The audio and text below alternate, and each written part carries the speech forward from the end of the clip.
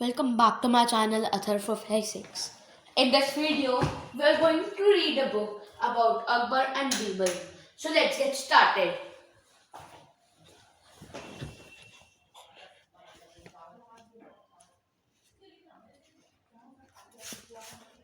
The Ride to Shivpuri.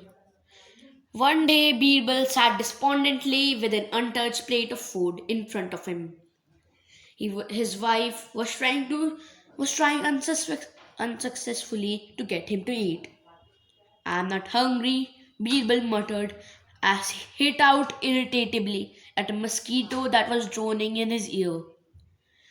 "But you must eat," insisted his wife.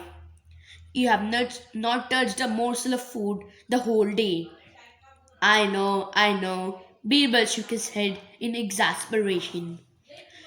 "Tell me, why doesn't the emperor use his remarkable brain that Allah has given him? Listen to this.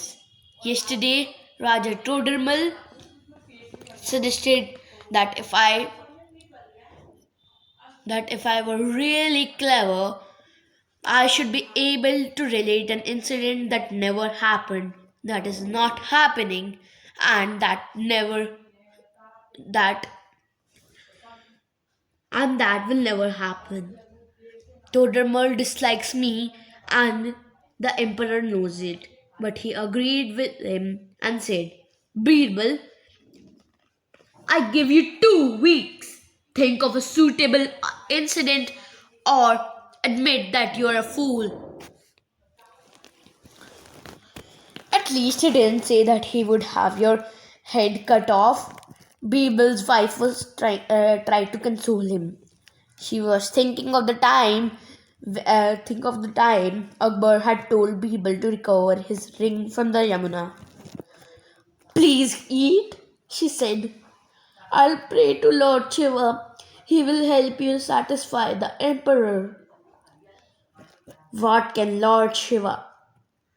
Birbal began and then stopped. Raja Todramal's devotion to Lord Shiva is was well known.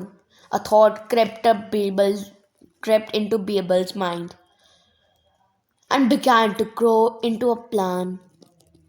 His eyes gleamed and he pulled the plate closer and began to eat. It was well past midnight. Raja Todamal sat praying in the candlelit Shiva temple he had built outside his house. The tinkling of a bell broke into his meditation. He turned and stood transfixed with amazement. It was Lord Shiva himself. Even in the darkness, Chodarmal could see Lord Shiva's piercing eyes, a smeared body, and matted locks. He stood there with a trident in his hand, the snake coiled around his neck, and the Nandi bull by his side. It was the bell around Nandi's neck that had tinkled softly. Raja Todarmal threw himself at Lord Shiva's feet. Birbal scratched his neck. A dead snake was an uncomfortable necklace. But Birbal was pleased with himself. Todarmal had not recognized him, so far at any rate. My son," said Birbal in what he hoped was a godlike voice. "You have been a good faith and faithful devotee of mine for several years. I have come to reward you. Give up this life of toil and care. Come with me to Shivpuri, the abode of eternal bliss."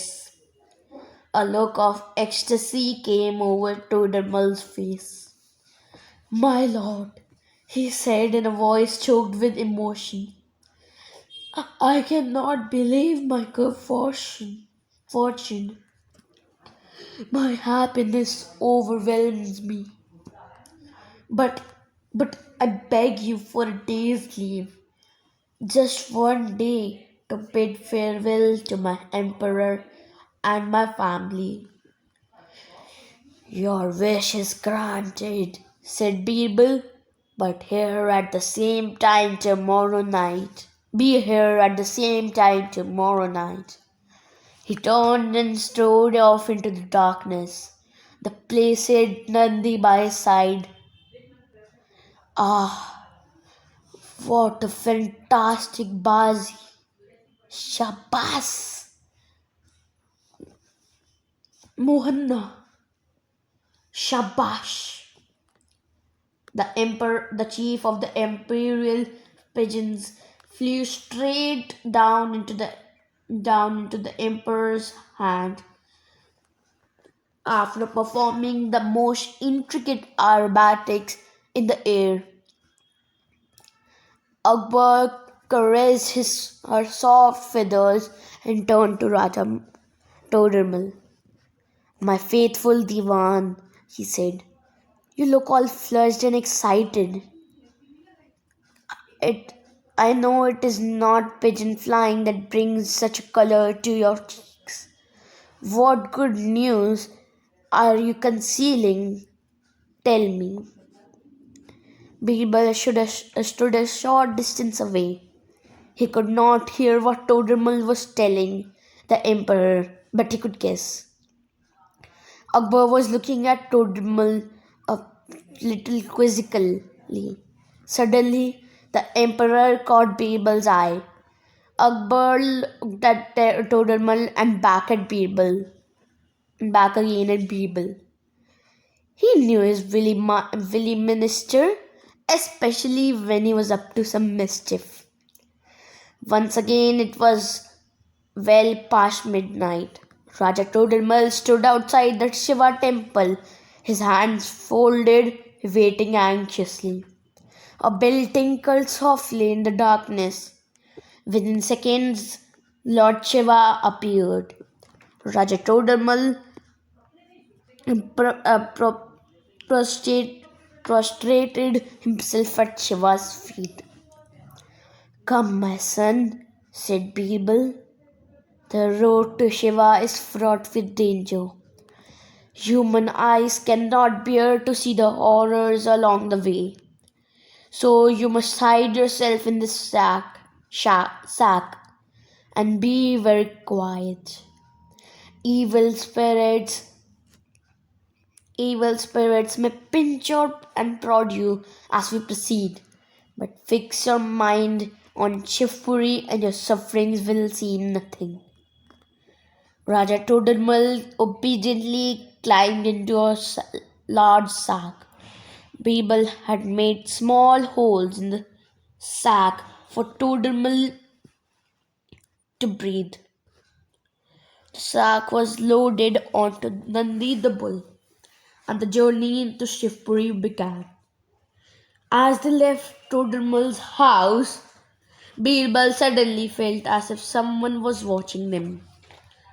But when he wandered to the street, but when he turned, there was no one.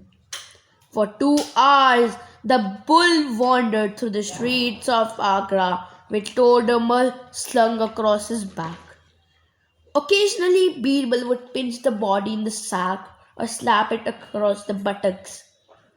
But Birbal kept heroically silent. More than once, Birbal thought he heard someone smothering a laugh, but no one was visible. As dawn was breaking, Birbal led his bull to Agra's Sabzi Mandi. It was deserted. He lifted the sack and deposited it near one of the vegetables. Then he went home. Half an hour later, the mandi came to life and filled with noise and bustle. Array, what is this? One vegetable asked another.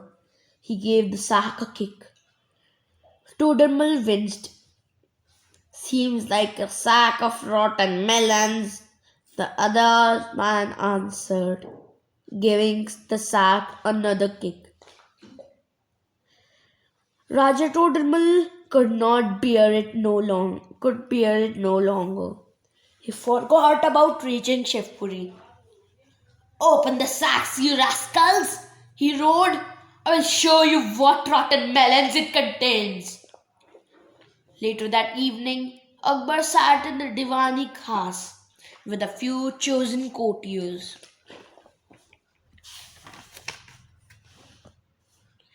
Well, Birbal, he said, 2 weeks are over. You were to tell us something that never happened, that is not happening, and that would never happen. Is your answer ready, or do you admit defeat? Birbal was silent. Raja Todirmal looked at the emperor with a smug look on his face. Then Birbal spoke. Shah Alam, let us imagine for a second that Raja Todirmal was to be bundled in a sack and loaded on a bull. Everyone present burst out laughing. Only Raja Todirmal looked uncomfortable. Birbal continued, and let us suppose he thought he was on his way to Shivpuri, the abode of eternal bliss. But he got no further than Agra's Sabzi Mandi. Could such a thing ever happen?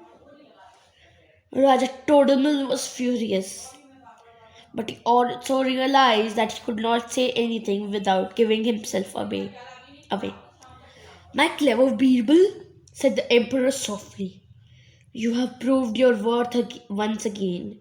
He yawned. I shall sleep well tonight. Wandering through the streets of Agra can be tiring for a man of my age. That's it for today. See you next time. See you next time. Bye bye. And don't forget to like and share the video, and click the bell and subscribe, and click the bell icon for more videos like these. Bye bye.